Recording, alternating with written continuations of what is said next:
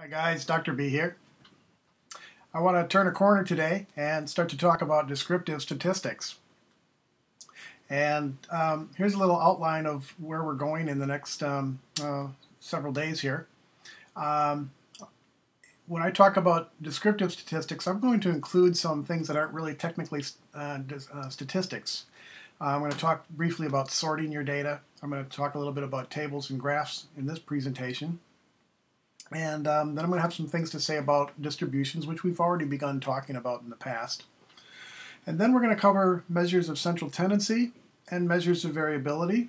And we'll certainly have an exam at this point when we get down to about here, measures of when we're done with measures of variability. We'll have an exam. We may have one sooner, but we'll definitely have one at that point. Okay. Now, and I'll let you know. I always will promise to let you know at least 1 week ahead of time before an exam. Scout's honor. Okay, in this presentation I do want to talk about looking at data. We're going to talk about sorting data, tables, and graphs. So let's take a look at some numbers here. Now here's 50 numbers. Let's pretend these are the last 50 people to take the exam heading and screaming your way. All right, ooh, something fun to think about. All right, so on a scale of 0 to 100%, here's pretend 50, the last 50 people to take the exam. All right, now it's only 50 numbers. And what can you tell me about the test, the students, me, the data? It's hard looking at raw numbers. Even just 50, which would be a pretty small data set, kind of hurts the brain. I could ask you some simple questions and it wouldn't take you too long to figure them out. So I could ask you, what's the highest score? And you could scan through that and eventually zero in on the highest score. And I could likewise ask you, what's the lowest score? And by scanning through it visually, you'd eventually find the lowest score. But even that takes a little bit of brute force to scan through it. If I ask you more complicated questions like, well, what's the middle of the pack look like? What's the middlemost score?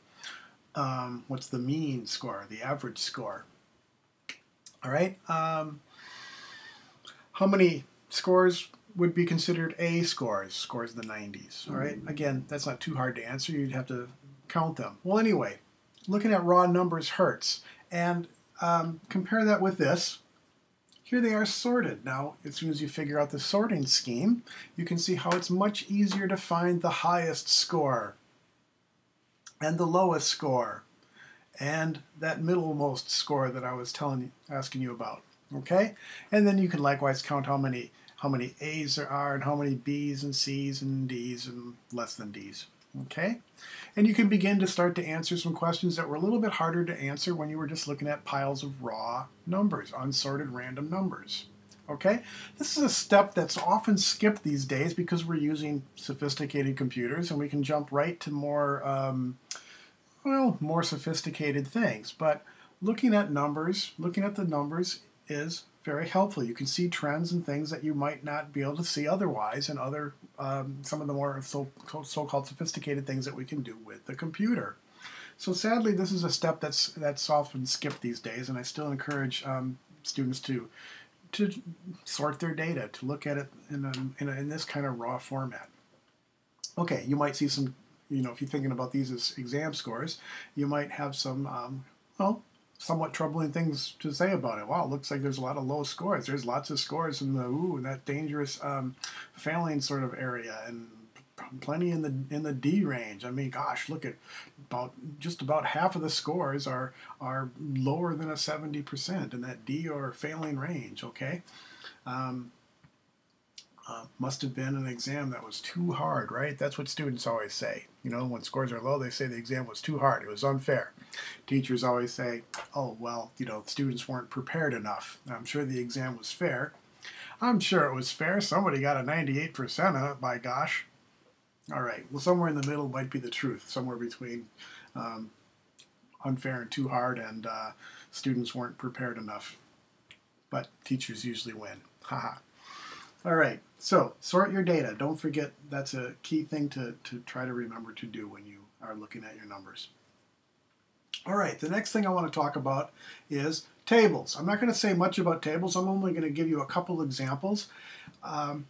in a so-called APA style or APA format. This is a more or less correct APA format way to present in the table, where you list the table number and give it a title and arrange it in such a way. Now, those were grades and exam scores, and so it makes sense to put them in categories like this of letter grades. Now, I'm sure you can recognize that numbers that range from 0 to 100% are not always going to fall into these categories. The first four are kind of neat, ranged by chunks of 10, but then that last category is this pretty crazy big category.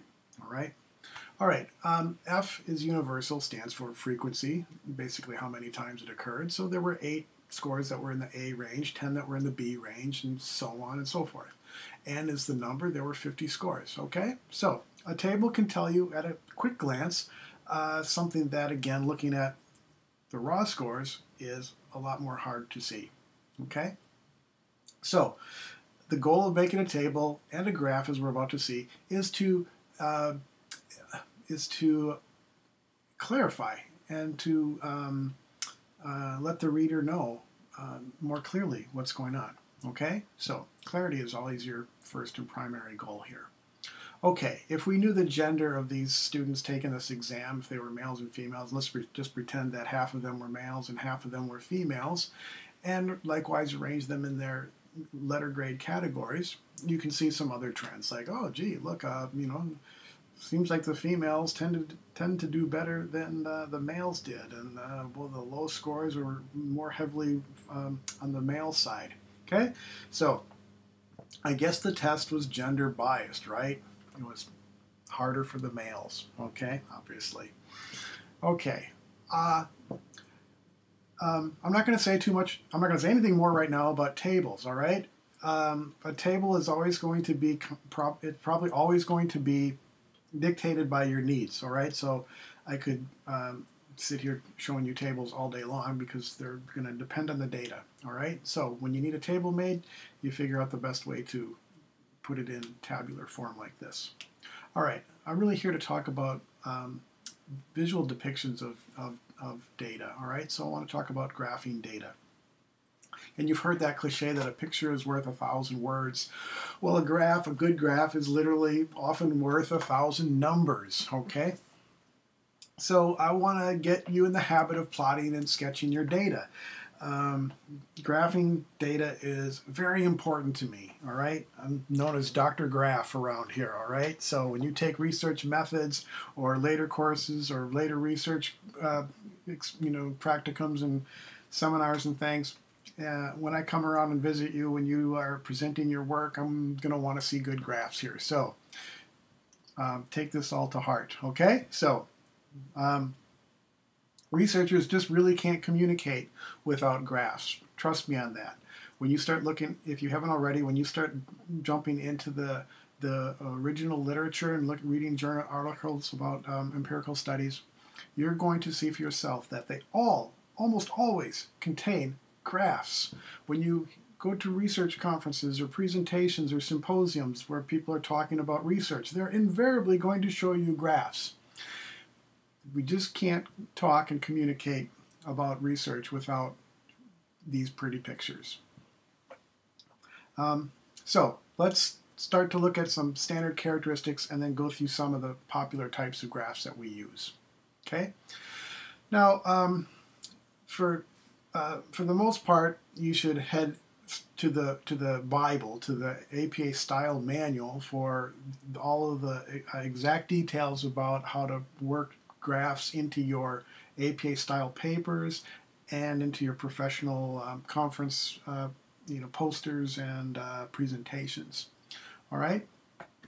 So I'm not going to say too much about that here, other than as I cover these, I'll start to introduce some of the key points about APA style. But remember, when you're on your own, you go for the APA style manual.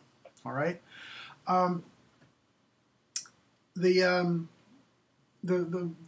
Most of the graphs that we're going to look at here have an X and a Y axis here. So it's time for me, I guess, to tell you about the $5 terms for these axes. All right, the X axis is often known as the abscissa, and it's where we're going to put the independent variable when we're looking at research, when we're looking at experimental results. All right, so IVs go on the x-axis and dependent variables go on the y-axis, which we'll call the ordinate. Okay, these $5 words, abscissa and ordinate, how are you going to keep those straight? How are you going to remember them? Let me let you in on a little secret of that I use to remember them. All right, I didn't make this up. I don't remember where I heard or read about this one, but it works, and I'm a little embarrassed to admit that I still have to rely on this little physical mnemonic to help me remember which one is which. So let me share this with you. Don't tell everybody this about me, all right? So here we go. The abscissa, again, is on the x-axis, the horizontal axis. And so when you say the word abscissa, when you say it slowly, when you say abscissa, your mouth gets all horizontal. Abscissa, the x-axis. Likewise, when you say the word ordinate really slowly, your lips and your mouth get all vertical for the y-axis, okay? The ordinate. So the abscissa, the ordinate. That's how I suggest you remember those two terms. Okay, let's take a look at some graphs. Now, the first type of graph that I want to talk about is a real dinosaur. It's a real old-fashioned one, and you're not very likely to run into it too much anymore. So, but I want to cover it because it's a beauty, all right? The so-called stem and leaf plot. Now, again, here's those 50 scores, and they're randomly sorted, or they're sorted. So to make a stem and leaf plot for two-digit numbers like this, the tens digit becomes the stem and the ones digit becomes the leaves. All right, and you arrange it like this, okay? So there were scores in the 40s, 50s, 60s, 70s, 80s, and 90s. Okay, those become the stems, and the leaves were the raw scores themselves. Okay, so there was a 44, there was a 45, there was a 48, there was a 49, and a couple of 50s and a 52 and a couple of 53s and so on. Okay, so this is a dinosaur. It's not a very visually appealing graph, is it? Okay, but what's cool about it, if you look at it, is nothing's lost. All right, 50 numbers are still all in there. Now all the rest of the graphs that we're going to look at lose something. Almost all of them lose the raw data. Okay, and in here, it's still there. All right, so it's a thing of beauty. It's too bad. It's just too ugly to survive. All right, we hardly ever will run into stem and leaf plots anymore. They kind of fall apart when you have really big data sets. Okay, if you have a few thousand numbers, it can get to be a pretty ugly stem and leaf plot. So that's another reason why they're not used so much when you have big data sets. But yeah, it's great, And here's the other cool thing about it is that it gives you a distribution. All right, it gives you a physical representation of how the data is organized and looks in a way that we call a distribution. Okay, so here's that same data. Put in a moment we're going to talk about histograms, so I've put it into a frequency histogram. And before you go tilting your head here, I'll fix that for you in a second here. So again, there were the stems were 40s, 50s, 60s, and the leaves were over here. All right. So anyway, that stem and leaf plot is kind of a tipped over histogram here. Here, let me fix that for you. Oh, cool. All right. So anyway, this is a much more modern kind of way to depict what we were trying to depict in the stem and leaf plot, the distribution of the data. Okay, now this looks better, but notice that the raw scores are lost. You no longer can see what any of the individual scores are. Okay, so stem and leaf plots, a thing of the past, but still pretty cool. Okay, I'll come back to histograms. I'm going to kind of present from simpler to slightly more complicated and more frequently to less frequently used graphs, I guess. So the first type I want to talk about is a really widely used one called the bar graph.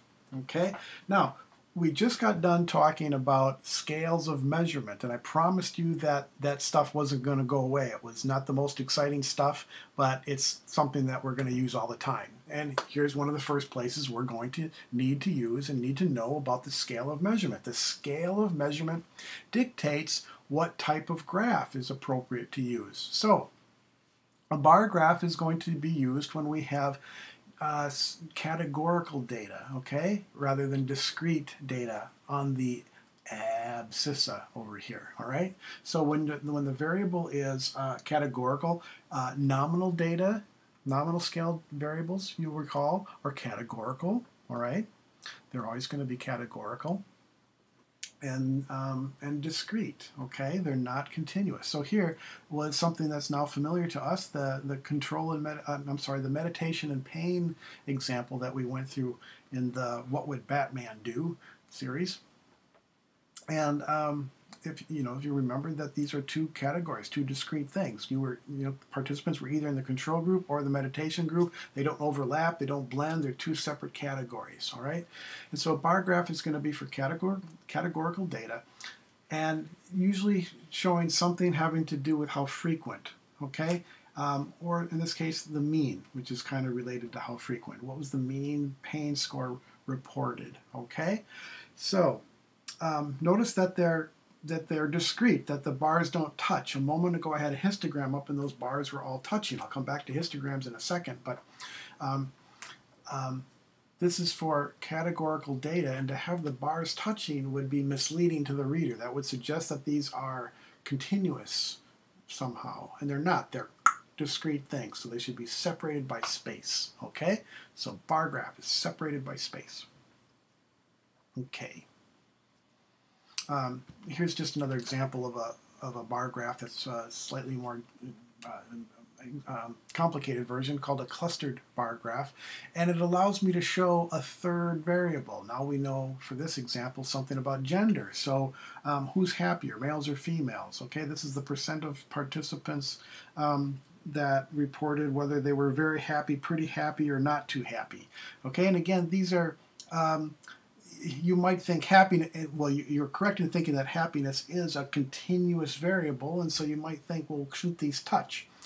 We're not really, it's not really clear where very happy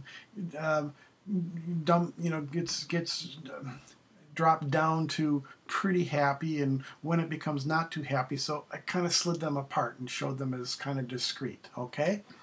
You could get away with putting those together, but it also, I think, would for this case, would complicate it by having them pressed up together here, okay? So I'm trying to make the difference between three different categories of happy, all right? And I think you can recognize these aren't the only categories or only expressions, of course, for happiness. So for this particular example, I thought this was best to display it this way. So, kind of curious little result here. This was from actual survey of a huge number of Americans, and yeah, who's happier here? Well, males are significantly more happy when they're the number of males that said they're very happy is significantly higher than the number of females who said they were very happy, and the number of males who say they're pretty happy tends to be higher than the number of females who say they're pretty happy. And down here, the number of males that say they're not too happy is less than the number of females who say they're not too happy. So the net result here is that males are happier than females. Yep, but they're also more lonely, okay? So, but maybe loneliness is equal to happiness. I don't know. All right, so something to think about. Not too much, though. Okay, let's move on. Back to the histogram. Okay, this is a different histogram, but now notice that a histogram looks a lot at first blush like a bar graph, all right? We have bars. We're typically recording the frequency or how often or the count or the percentage of something, but but the scale of measurement down here on the abscissa for a histogram is going to be a continuous variable. So they're not going to be nominal. Nominal variables are never continuous. So interval ratio scales are more likely to be continuous. And so this is for a continuous variable. So age, as you know, is a continuous phenomenon. All right, that's a ratio scale variable to be precise. And it makes sense to have the bars touching because you don't jump in discrete units as you age. You just, the time flows, all right? Time flows no matter how you measure it, okay? So bar graphs and histograms look alike, but they're used for very different scale variables down here, okay? Categorical for bar graphs, continuous for histograms, okay? Now, another name for a histogram for the shape that you get out of this is they're often called distributions. Okay, you can see how age for this is the survey that I just got that happiness data from. Okay, so this is the age of the respondents from that huge number of people. Okay. And you can see the mean age was 45.63 years and so on. All right, but anyway, you get a distribution. You get a picture of how age was distributed in this sample of people. All right, so yeah, more likely to be in the in the younger side of life. Okay, from 20 to 45. It's more frequent. The higher columns over here. And a little bit less likely to be in the survey as they age. For some reason, a little blip here from 70 to 75. And okay, so nobody was under 15, and it doesn't look like anybody was over 90 in this survey. Okay, so anyway, a histogram will show you a picture of how the data is distributed. Okay, now let's compare that with the next type of graph, a frequency polygon. Now guess what? This is the exact same data that was in this histogram, but we put it in the format of a frequency polygon. So frequency polygons and histograms are interchangeable.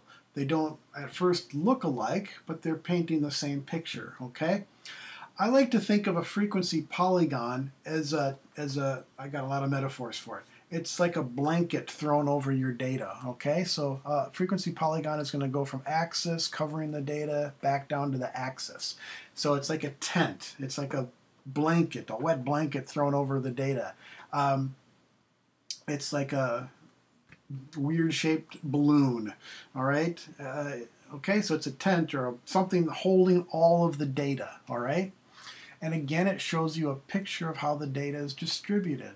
So a moment ago, I mentioned that there was a little blip of people in the, in their 70s, in the early to mid 70s that are in this sample. And in my opinion, it kind of jumps out. It kind of peeks out at you a little bit more than this column did here. All right, exact same data, exact same formatted way of looking at it, but your choice of using a frequency polygon or a histogram is a personal preference, or perhaps dictated by when you do research, you're not out there on your own. You're replicating and using previous research. Okay, so use what the other folks are using in your area of research. Okay, that usually dictates whether you're going to use a frequency polygon or a histogram here. Okay, they're quite interchangeable though. And again, these are often called distributions, all right? Microsoft Excel, I believe, calls this an area graph if you are using that program to make a graph, okay? All right, so frequency polygon. Here's another example. Well, this is a fun one to talk about, okay? So at the point that I made this graph, this was my overall grade distribution for all of my classes that I ever taught at HPU. Okay, so the percentage of A's, B's, C's, D's, and F's that I doled out over the years whenever I made this graph. Okay, it's a few years old now. It's not terribly current, but I think the picture is quite the same though. So I tend to think of grades as likely to fall in what's called a normal distribution. Okay, a more bell-shaped kind of curve, and you can see this one's kind of punched in over there, and it's a little bit skewed, a term that we're going to cover in more detail soon. Okay, it's kind of a skewed distribution. It's kind of tipping over into the higher grades. Now, I want to point out that I want to defend myself from any false accusations of grade inflation. Okay, I think grade inflation is a problem, and if you're really truly a good student, I like to think that you'll agree with me. All right, grade inflation. You know, this tendency for students to get higher grades than they probably deserved is a dark little secret that's happening not just at this university, but universities all over the place. It's been an increasing kind of phenomenon.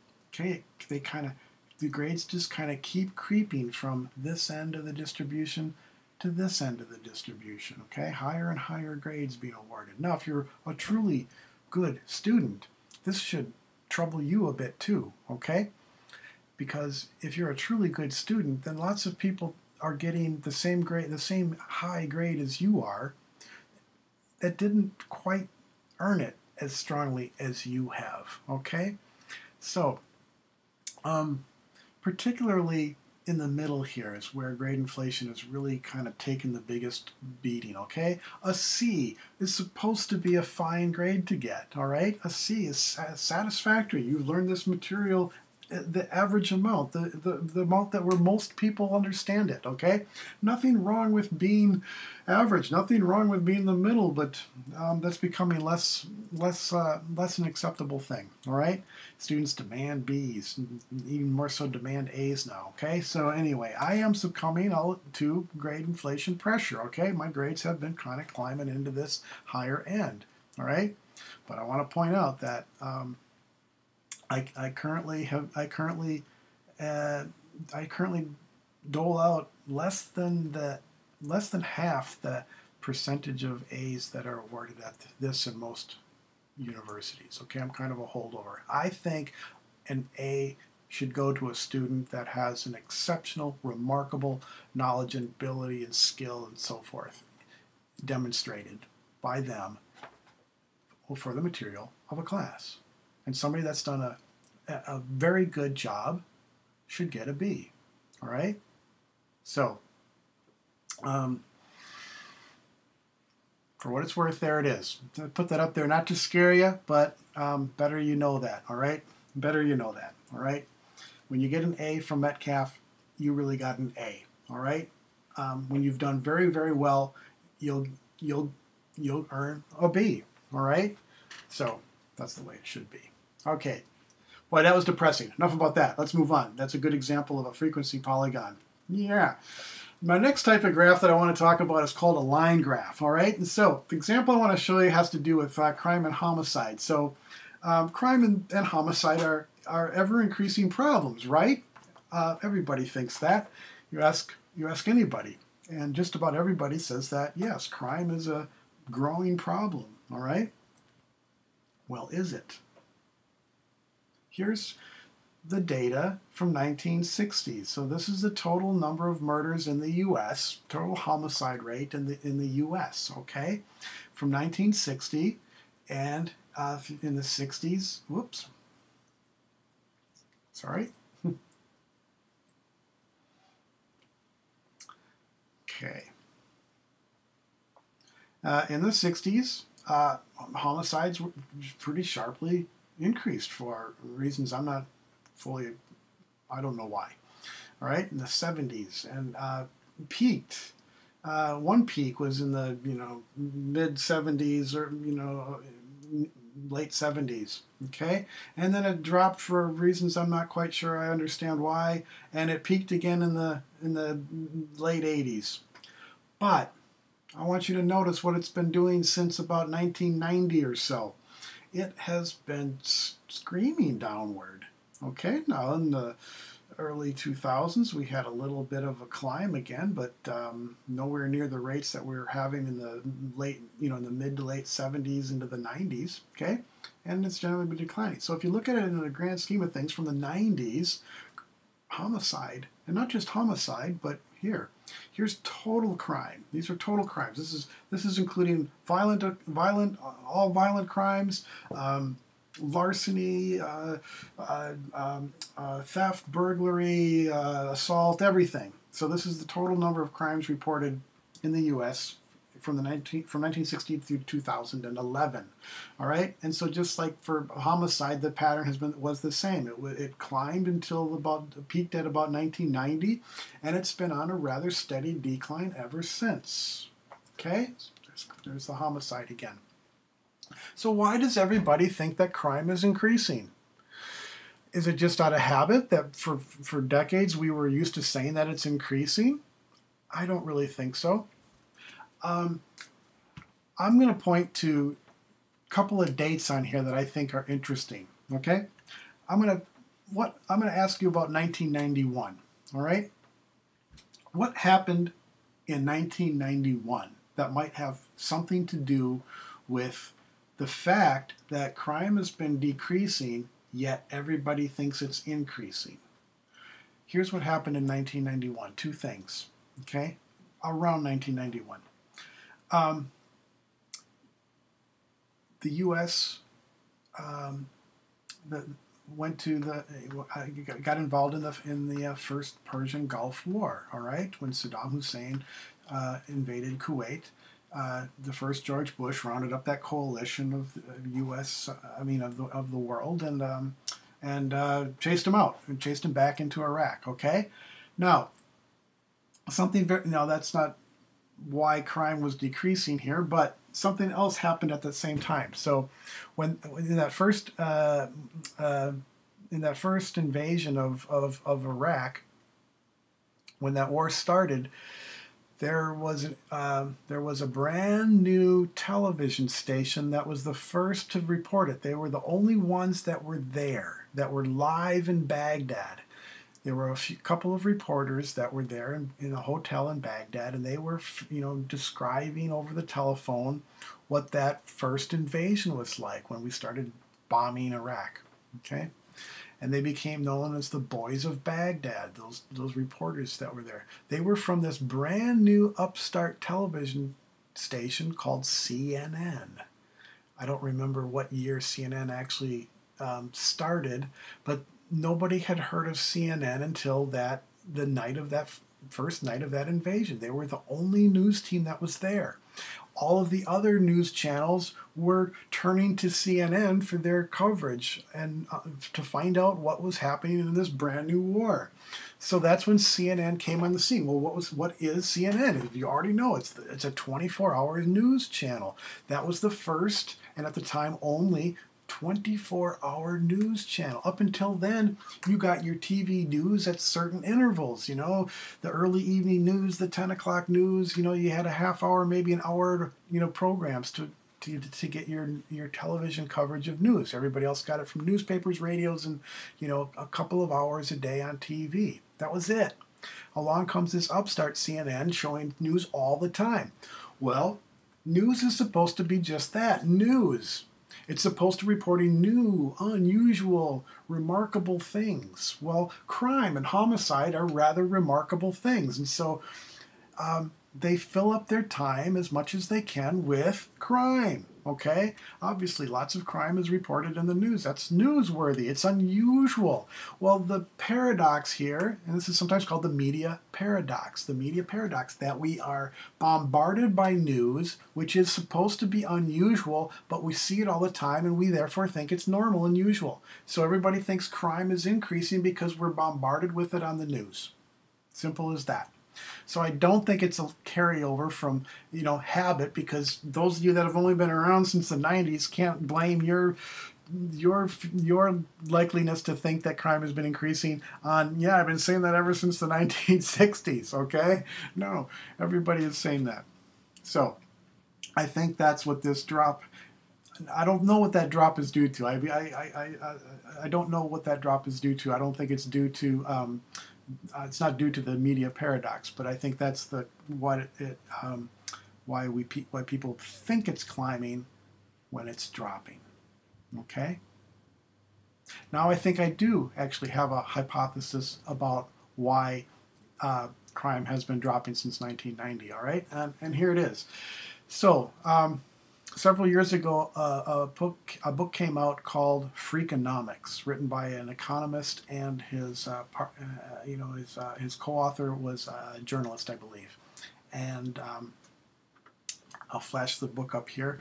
I can't think of the author's name right now. The author's names right now, but Freakonomics became a bestseller. And one of the very interesting essays that's in that book is a speculation about why crime has been dropping since around the early 1990s. The authors point to 1973 as an interesting year. Now, what happened in 1973? That is when the Supreme Court case of Roe versus Wade was decided, which legalized abortion. This is a rather controversial hypothesis of theirs. So they speculate, they don't prove, they don't demonstrate, they just speculate that when abortion became legal everywhere in the U.S., states didn't have the right to make abortions illegal. The numbers of abortions rose. Well, they speculate who's more likely to get abortion. Well, it's lower socioeconomic status women are more likely to get abortion. And therefore, a rather large, not a whole, but a rather large portion of a generation of lower socioeconomic status people were not born. Who's more likely to be a criminal? Who's more likely to engage in crime and homicide? Lower socioeconomic status males. So a generation weren't born. And so 20 or so years later, when they would have become criminals, they're not alive to engage in that crime. And so about 20 years later, crime drops. That's their speculation, okay? Remarkable idea in theory, isn't it? Okay? Freakonomics, excellent book also. Highly recommend it. They have a newer book called Super Freakonomics, and it's pretty good too. There's a movie called called Freakonomics. It was pretty good, but Freakonomics, the book, remarkable book. Highly recommend it. Okay, so there's examples of line graphs. I didn't say what line graphs show. Line graphs are going to show a continuous variable, a continuous interval ratio scale variable like time, and it's going to display it against on the ordinate another continuous interval ratio scale variable. All right, so total number of crimes or total number of homicides, these are also continuous variables. So two continuous variables displayed against each other is what you're going to see and use a line graph for. Okay? All right. Next category are pie charts. Okay?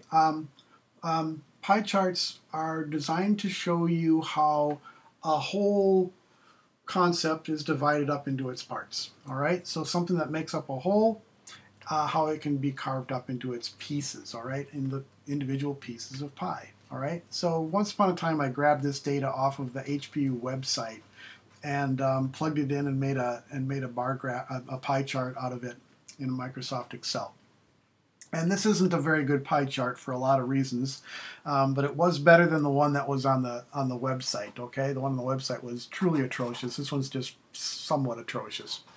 All right. One of the things I tried to do was make it in more or less APA style. And APA style graphs, you've noticed all of my graphs are really dull, black and white and gray. All right. That's APA style. We don't use color unless we really need to. And you know, if you look, when you start looking at journal articles and you know, in the original journals, they're all published in black and white and gray. All right. There's no color. So you may as well not make your graph in color if it's not going to be printed in color. And in fact, you can run into trouble with legends. You know, if these were if this was color coded, all these would wind up, these categories would wind up being, you know, only slightly different shades of gray, and it would be too hard to tell what's what here. This is not a whole lot better. Microsoft Excel at the time that I made this had these, you know, these little legend boxes are almost way too small to see the patterns, and they're too far away. It's very busy graph, you know, with the percentages also displayed outside. So anyway, this isn't a very good pie chart, but it's an example of one, and I wanted to point it out for, sometimes it's helpful to look at bad graphs to understand how to make good graphs. Okay, so these days you can make a much better pie chart. Rather than having a legend like this, you could have these labels right around the pie pointing to the individual pieces. Okay, so this is the Caucasian piece of the pie, and you could have the label Caucasian right here pointing to it, and so on. Okay, that would be a much better way to make the graph, and Microsoft Excel and SPSS would let you do that these days. It didn't when I was making this. Okay, so take a look at that graph and see if you notice anything unusual. Take a look at the categories and see if you notice anything unusual about this, the way that HB was segregating students into their ethnic backgrounds. Okay. First of all, I know that many people have a harder and harder time answering this survey kind of question. Which category do you fall in? Okay. There's many people have a hard time picking which one. I'm 1, 2, 3, 4 of these things. Okay, so which box should I check? Okay, and anyway, that's not the major point of problem I think with this. Anyway, right here, I think is unusual. Okay, since when did non-resident alien become an ethnicity? All right, so yeah, so. Very strange. Anyway, example of a pie chart. Here's another one, and I put it next to this. I could have pointed out earlier, but I saved it for now. Pie chart is sometimes interchangeable with a bar graph. Okay, so here's marital status and how frequent it occurs in a survey. Displayed as a bar graph, and over here it's displayed as a pie chart. Okay, they're interchangeable, but perhaps one thing that's desirable about the pie chart is it kind of more readily shows you the relative size of each of these categories. Okay, these 3 categories making up the whole of this survey. It's just, I think, the fact that just about half of the participants were single jumps out a lot more readily in the pie chart than it does over here in the bar graph. Okay, that doesn't quite look like nearly half of the participants to me when you look at it in the bar graph, but you can see it's just about half of the pie over here. Okay, so pie charts have their moment. Okay, when they're maybe a little bit more useful than a bar graph. Okay, so there's pie charts. The last category of graph that I want to talk about, and these aren't all the categories, and I certainly could have shown you more different types of each one of these individual types of graphs, but the last category that I want to talk about today are called scatterplots. This is back to, these aren't terribly pretty to look at compared to some of the others, but they show some very interesting, useful features.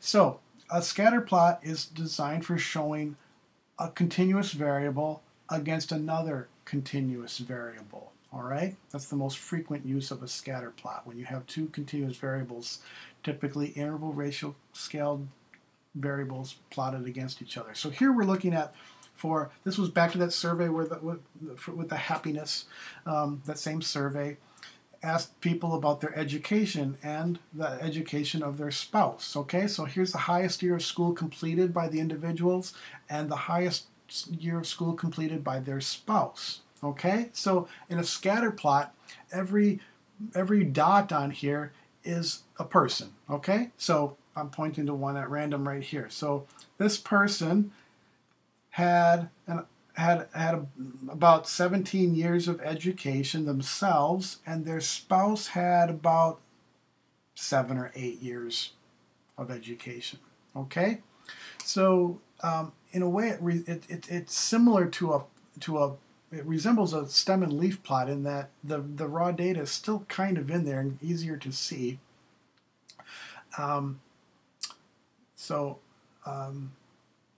Yeah. Now you might notice that some of them are a little bit bold, so some of these are darker, and so that means 2 or more people had that pair of data. Okay. So anyway, the points might arrange themselves in a pattern.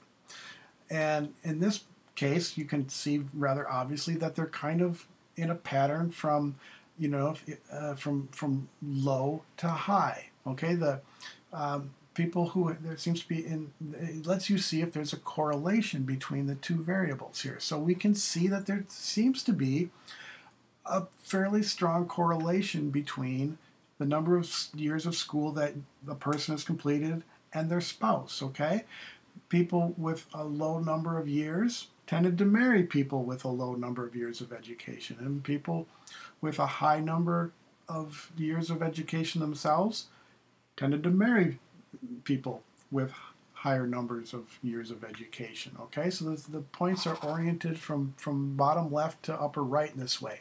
Now this line that's plugged here right in the middle is called a best fit line. It's the line that cuts this in half, so that half of the points are above it and half of the points are below it.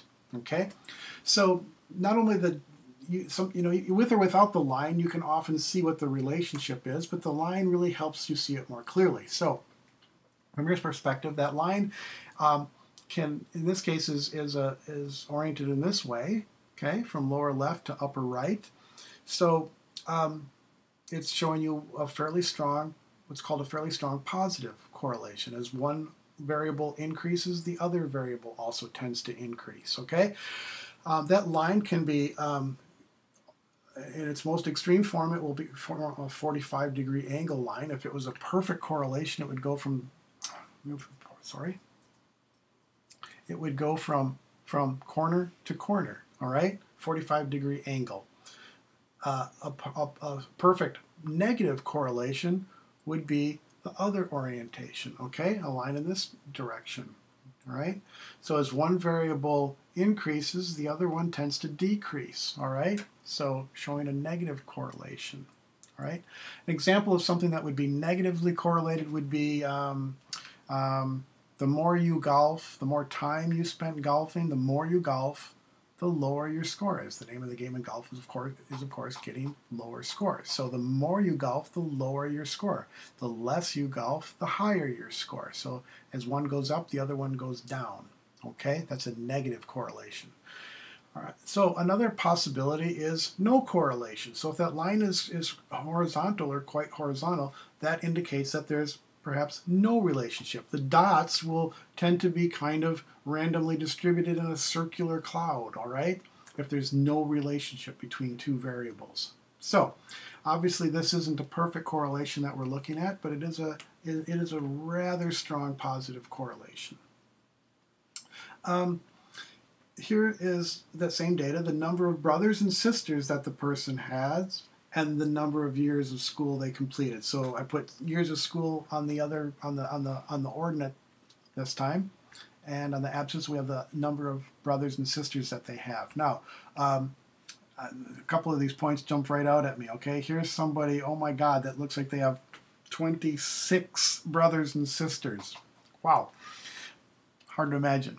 And they had a relatively high number of years of education, okay? So that's a little bit, having 26 people in your family is no doubt an anomaly. The most I've ever personally, I had a student one year that had, she either had 17 or 18 brothers or sisters herself, and she had 17 or 18 children of her own. All right, so she was from a huge family, and she had her own huge family. Okay, so I don't know if any of you out there have families anywhere near that big with 17, 18, 26 people in your family. Okay, well, if you can imagine that this best fit line is not present here, you would look at this scattering of dots, and they do kind of look sort of, to me, they look kind of random. They look kind of circular. This doesn't look like it's going to be a strong correlation here, but science speaks, and the best fit line is mathematically determined and plugged in here. You know, I didn't draw that in there by sight. The program calculates it for you, and sometimes it gives you a surprise. So as we see here, we have a downward sloping thing here. Now that, when you stop and think about it, it's not probably terribly surprising. This is suggesting that there's a negative correlation here. The more brothers and sisters you have, the less educated you are likely to be in terms of formal schooling. And maybe that's not very surprising to see. It would be very difficult for huge families to put a lot of people through expensive schooling. Okay? So the more brothers and sisters a person had, the less they were likely. So these people up here are the exceptions. A couple of these dots with 26, with about 21 brothers and sisters. There's about, maybe that was my student with 17 and she was in college herself. Maybe that's her. Okay, so anyway, this is an example of a fairly flat but somewhat negative correlation. All right, a couple of scatter plots there. So there's the major categories of graphs that we're going to be typically using. There are others out there, and you watched The Joy of Statistics with my hero Hans Rosling, and he's demonstrating himself all kinds of really new creative ways to plot data that don't really fall into any of my categories here. So with the advent of the computer and bright people out there, we're developing more and more sophisticated and wonderful ways to visualize data.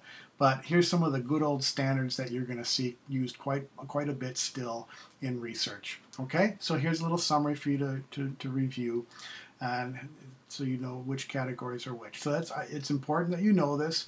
I should be able to ask you if you have a nominal scale variable and you want to report how often it occurs, what's the best type of graph to use? A bar graph. Okay? If you have, anyway, I should be able to ask you questions like that, and you should be able to tell me what type of graph that is appropriate to use. Okay? So we'll have lots more to say about graphs as we go along. All right, I have another presentation coming up, and we'll do some exercises in SPSS where you get to make some more of your own graphs. We've done one already.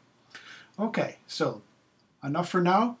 There's some of your common types of graphs. I'll see you next time. Bye-bye.